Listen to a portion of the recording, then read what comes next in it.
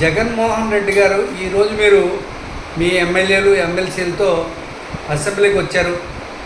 బుక్లో సంతకం పెట్టి మరి గవర్నర్ గారు ప్రసంగానికి హాజరయ్యి అక్కడ పోడియం దగ్గరికి వెళ్ళి స్పీకర్ పోడియం దగ్గరికి వెళ్ళి నినాదాలు ఇచ్చేసి ఒక అరగంట కూడా అసెంబ్లీలో ఉండలేక బయటికి వెళ్ళిపోయారు.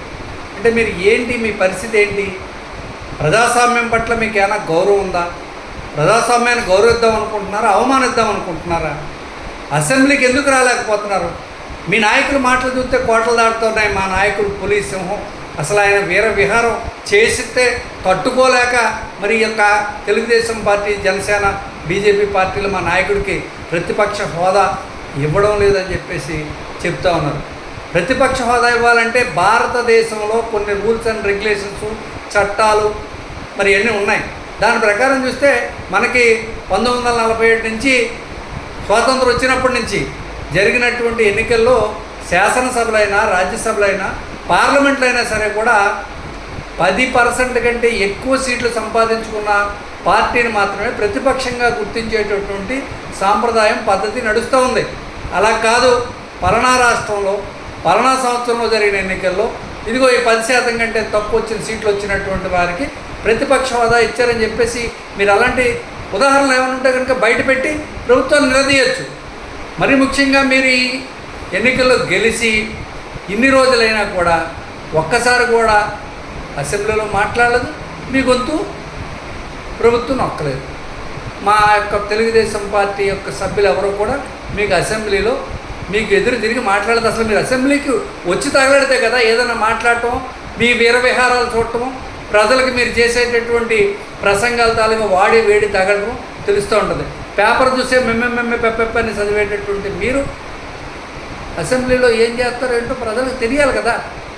రండి, మీకు దమ్ముంటే, మీ ఎమ్మెల్యేలకు దమ్ముంటే వచ్చి అసెంబ్లీ సాక్షిగా ప్రజలు మాకు 40% ఓట్లు ఇచ్చారు కాబట్టి ప్రజల పక్షాన మేము మాట్లాడతామని చెప్పేసి దమ్ముగా నిలబడి ప్రజాస్వామ్యంలో ప్రజలే అంతిమ న్యాయ నిర్ణేతలు అని చెప్పేసి మీకు ఇప్పటికే మాడు పగలగొట్టి చూపించారు. మీరు చెప్పేటటువంటి నవరంధ్రాలు, నవమోసాలు, నవరత్నాలు అన్నీ జనాలకి అర్థమైపోయి మీరేం చేశారో తెలిసి మీరేం చేయలేరో కూడా ఊహించుకొని చంద్రబాబు నాయుడు అనేటటువంటి సమర్థుడిని తెచ్చుకోకపోతే ఆంధ్రప్రదేశ్ నాశనం అయిపోతుంది.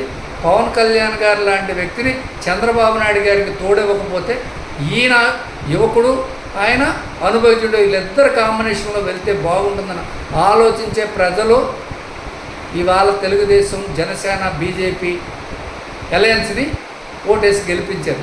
ఇంట్లో చెప్పడానికి రా, వచ్చి చెప్పు, ఇదిగో ప్రతిపక్షం మేము ఇది అడుగుతున్నాం అని చెప్పేసి అసెంబ్లీలో మాట్లాడడానికి సమయం ఇస్తారా, ఎవరా?